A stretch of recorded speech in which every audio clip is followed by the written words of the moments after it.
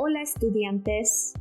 Today, we will learn indirect object pronouns. You recall from the last unit that the thing that is directly affected by the action of the verb is the verb's direct object. For example, compré un recuerdo en Cuernavaca. I bought a souvenir in Cuernavaca. The souvenir, recuerdo, in the sentence is the direct object of the verb compré, I bought. Remember that to identify the direct object in the sentence, simply ask the verb and the subject who or what. And if you don't want to repeat nouns over and over, you can use a direct object pronoun, as in the sentence, lo compré en Cuernavaca. I bought it in Cuernavaca.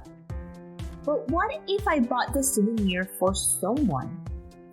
The person for whom I bought the gift is not the direct object. I didn't buy a person, but the person is still indirectly affected by the act of purchasing the souvenir.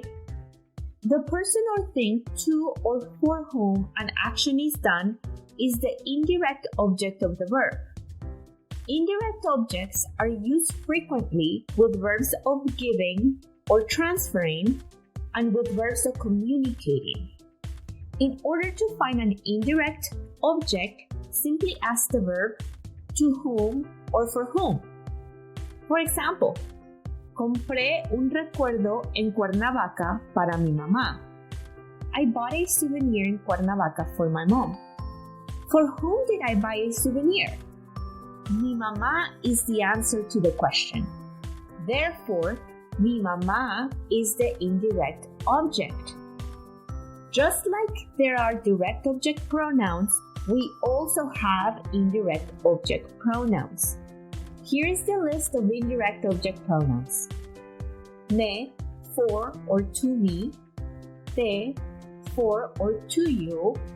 Le, for or to him, her, or you formal. Nos, for or to us. Os, for or to you all, only in Spain. And les, for or to them or you all. Remember that pronouns help us sound less repetitive. Let's look at an example. Compré un recuerdo en Cuernavaca para mi mamá. In this sentence, un recuerdo is the direct object and mi mamá is the indirect object.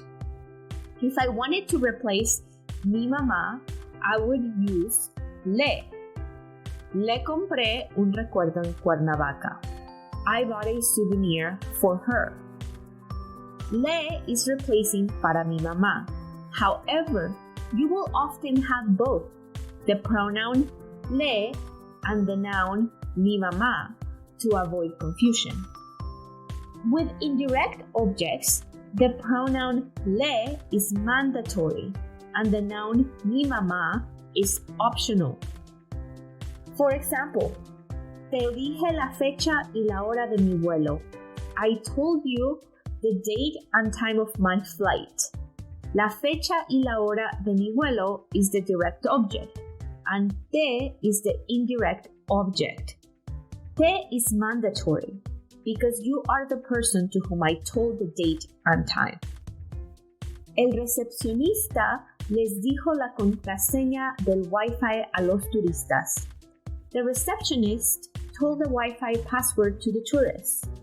La contraseña del Wi-Fi is the direct object, and los turistas, are the indirect object. Note, if we were to translate this sentence word per word, the translation would be, the receptionist told them the Wi-Fi password to the tourist.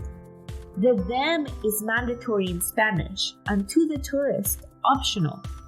This sounds repetitive in English, but not in Spanish. El conserje va a pedirle un taxi a la señora. The concierge will call a taxi for the lady. Un taxi is the direct object and la señora, the indirect object. Indirect object pronouns follow the same placement rules as the reflexive and direct object pronouns that you have learned so far. Let's review the rules. When the sentence only has one verb, the object pronouns are placed before the conjugated verb, whereas in English the pronouns come after the verb. El conserje le pide un taxi a la señora. The concierge calls a taxi for her, the lady. When there are two verbs in the sentence, you have two options. The object pronouns can be placed before the first conjugated verb or attached to the second verb. The second verb will always be a gerund, ando, yendo endings, or an infinitive, AR, ER, IR endings. El conserje le va a pedir un taxi a la señora, or el conserje va a pedirle un taxi a la señora. The concierge will call a taxi for her, the lady. El conserje le está pidiendo un taxi a la señora, or el conserje está pidiéndole un taxi a la señora.